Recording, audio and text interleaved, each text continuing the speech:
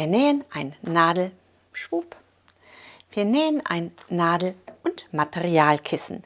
Ein Kissen, in das wir unsere Nadeln einstecken können, das wir aber auch als Materialkissen nehmen können. Wir können alle möglichen Materialien, die wir direkt an der Nähmaschine benutzen möchten, in dieses Kissen einstecken.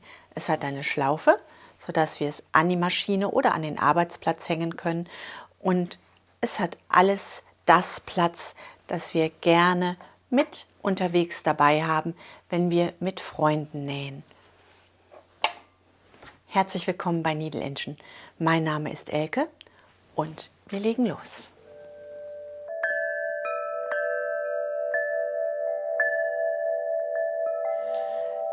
Damit wir unser Nadel- und Materialkissen arbeiten können, brauchen wir 2 Quadrate aus Baumwolle, feste Webware.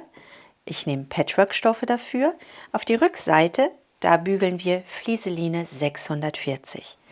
Das machen wir bei beiden Quadraten, denn wir möchten später, wenn wir unser Kissen füllen, dann möchten wir, dass wir unsere Füllung nicht durch den Stoff hindurch sehen können.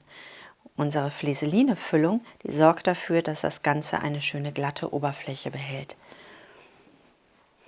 Unsere beiden Quadrate legen wir einmal zur Seite.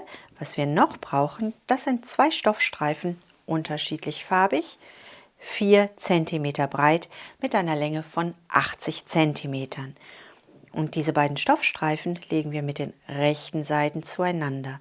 Und über die gesamte Länge nähen wir füßchenweit beide Seiten einmal ab.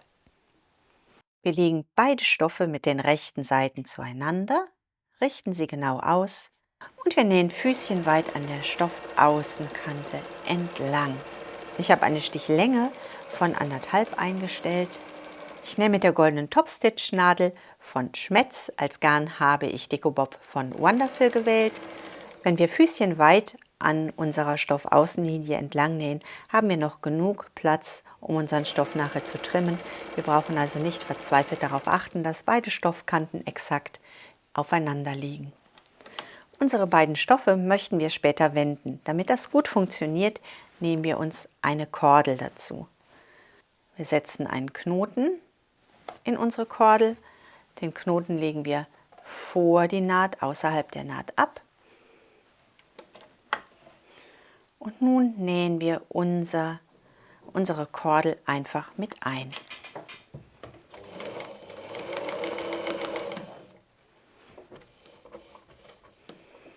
Bis zur anderen Seite.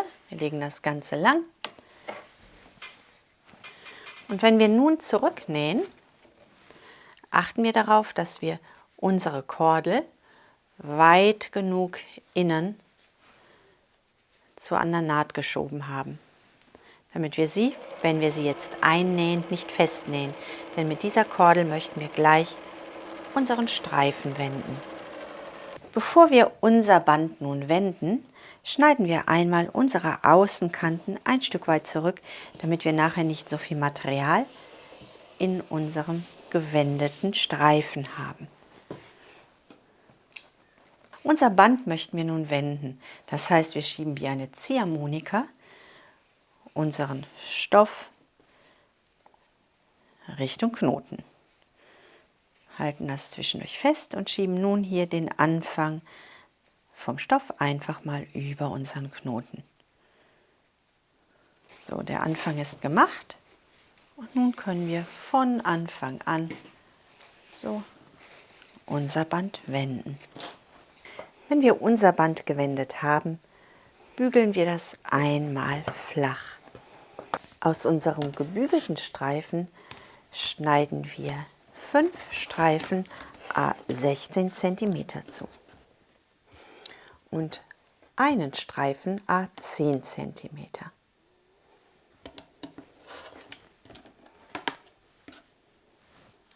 Wenn wir unsere 5 Streifen vorbereitet haben und unseren Hänger, dann nehmen wir von unseren beiden Quadraten ein Quadrat. Unser Quadrat falten wir einmal zur Mitte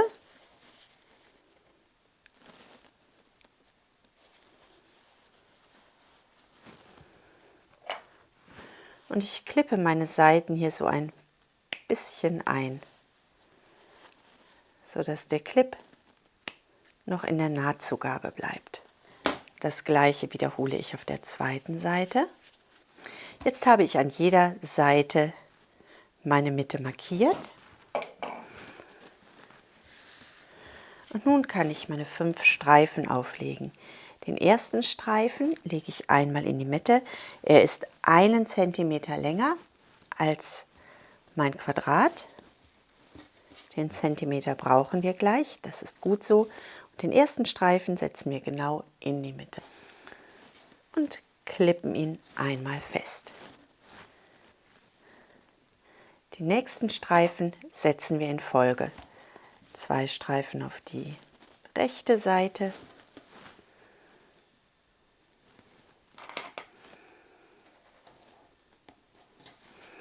und 2 Streifen auf die linke Seite.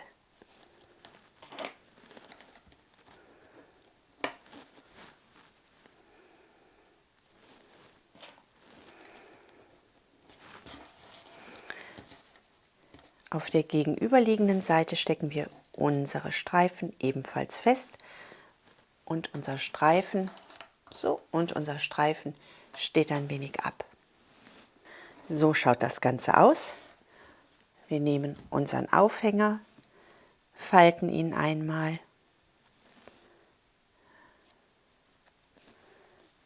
und setzen ihn oben an die in der Mitte eingeklippte Stelle an. So schaut das aus. Das nehmen wir einmal mit zur Nähmaschine. Wenn wir alle 5 Streifen und unseren Hänger festgeklippt haben, dann nähen wir die Streifen einmal fest. Achtet darauf, dass sich jeder Streifen ganz gerade an den nächsten Streifen anschließt.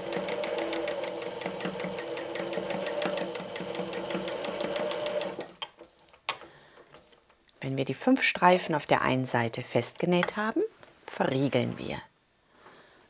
Das gleiche wiederholen wir auf der zweiten Seite. Und zum Schluss nähen wir auch den Hänger an.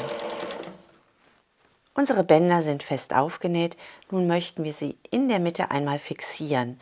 Damit wir einen geraden Stich bekommen, können wir das Ganze entweder mit unseren 3 Linien erledigen. Das heißt, wir legen unsere 3 Nahtlinien genau vor unsere Maschine, kleben das Ganze einmal fest und wenn wir nun nähen, achten wir darauf, dass wir hier gerade ansetzen und dieses offene Dreieck hier unten immer parallel mit unserer mittleren Linie überein durch die Maschine läuft. Wir können das Ganze aber auch mit einem Laser machen. Unseren Laser richten wir über die Mittellinie aus. Wir haben den oberen geraden Punkt, weil er bei der Nadel startet, und wir richten unser unteres ausgeschnittenes kleines Dreieck genau zum Laser hin aus. Unser Laser gibt uns eine Linie über die ganzen Stoffstreifen. Wir nehmen unseren ersten Stoffstreifen und drehen ihn einmal um. Wir brauchen nicht darauf achten, ob wir hier jetzt genau die Mitte wählen, denn sobald wir unseren Stoffstreifen drehen, haben wir die 16 cm nötig, damit der Streifen ganz glatt liegt. Wir starten mit unserer Naht kurz vor unserem Streifen. Ich stelle einen Dreierstich ein, denn die Naht, die wir nun nähen, dient nur zur Fixierung. Wir verriegeln und nähen los. Jeden Streifen drehen wir um und schieben ihn zum nächsten Streifen. Wobei wir uns jetzt entscheiden, möchten wir unsere Streifen zueinander drehen oder möchten wir sie in gleiche Richtung drehen. Bei meinem Kissen hier habe ich die gleiche Richtung gewählt und nun wählen wir die umgekehrte Richtung. Wir legen die Streifen zueinander. Die Naht, die wir hier genäht haben, ist eine provisorische Naht. Zu diesem Zeitpunkt können wir noch immer alles ändern, wenn wir das denn mögen. Ich habe mit diesen Streifen in der Mitte mit dem Festnähen begonnen. Ich möchte insgesamt 4 Einsteckmöglichkeiten haben. Die nächste Möglichkeit setze ich zur Seite. Unsere äußeren beiden Linien nähen wir nach dem gleichen Prinzip ein. Dabei achten wir darauf, dass unsere äußeren Stoffbahnen genau so liegen, wie wir sie am äußeren Rand auch eingenäht haben. Dadurch erhalten wir eine einfarbige äußere Fläche, eine zweifarbige gedrehte mittlere Fläche und eine einfarbige Fläche an der zweiten äußeren Seite. Und das ist unser Ergebnis. Jetzt haben wir hier unsere Fächer klar eingeteilt. Und bevor wir nun weiterarbeiten, können wir versuchen, ob das denn die Fachwahl ist, die wir gerne nutzen möchten. Können wir all die Dinge, die wir mit hineinbringen wollen, vernünftig einstecken? Wenn das der Fall ist, dann halten wir unsere Linien genau so und über unsere vorgenähten Linien setzen wir Ziernähte. Nun möchten wir nur noch der geraden Linie folgen. Ich nähe das Ganze mit einem schmalen Zickzackstich mit einer Breite von 2 mm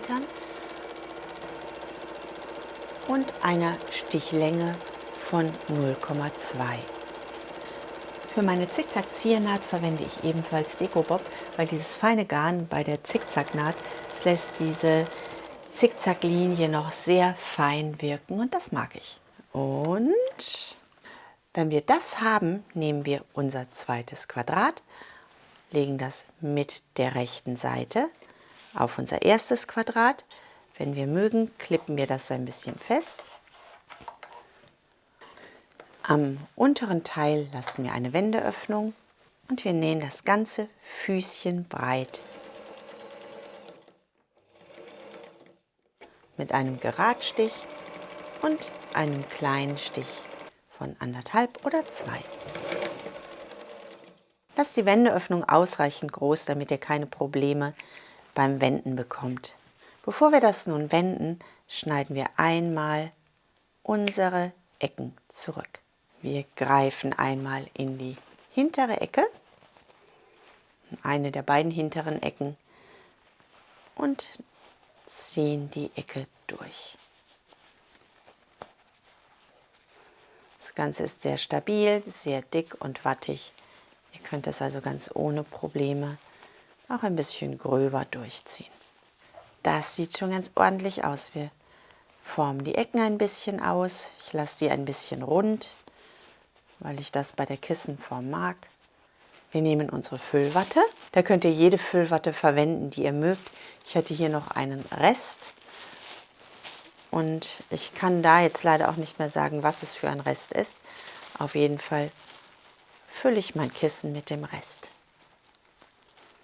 Füllt das Kissen bauschig genug, sodass alles Werkzeug, das wir später in unser Kissen stecken möchten, nochmal zusätzlichen Halt durch diese Füllung bekommt.